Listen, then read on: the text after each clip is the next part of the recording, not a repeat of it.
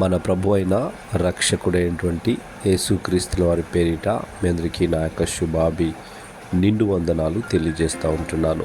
ఈరోజు దేవుని యొక్క వాగ్దానము ఇర్మియా గ్రంథము 29వ అధ్యాయము 11వ వచనము. నేను నీకు మార్గదర్శినవుదును. దేవునికి స్తోత్రం.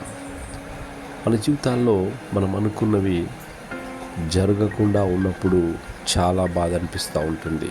మన ప్రణాళికలు నెరవేరినప్పుడు కూడా చాలా బాధ అనిపిస్తూ ఉంటుంది.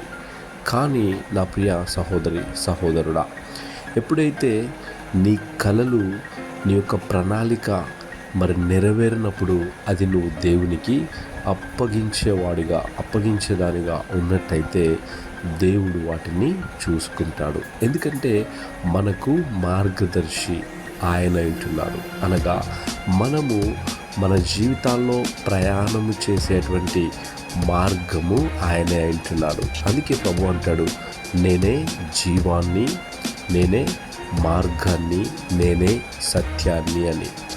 కానీ మనమైతే ఆయన మీదనే మనము విశ్వాసం ఉంచి మన యొక్క జీవితాన్ని ఆయనకు సమర్పించుకునేవాడుగా ఉన్నట్టయితే దేవుడు వాటిని నెరవేర్చేవాడుగా ఉంటున్నాడు. నా ప్రియ సహోదరి సహోదరుడా, కాబట్టి ఎప్పుడైతే మన యొక్క మాట, చూపు, నడత, ప్రవర్తన అంతటిపైన అధికారం ఆయనకిచ్చి మనం గనుక ప్రభువును వెంబడించేవారిగా ఆయనలో మనము ఉండేవారిగా ఉన్నట్టయితే మన జీవితాల్లో దేనికి కూడా కొరత ఉండదు. ఎందుకంటే భూమికి ఆకాశం ఎంత ఎత్తుగా ఉన్నదో ఆయన యొక్క కృప అంతకు మించి ఉన్నది. దేవునికి స్తోత్రం.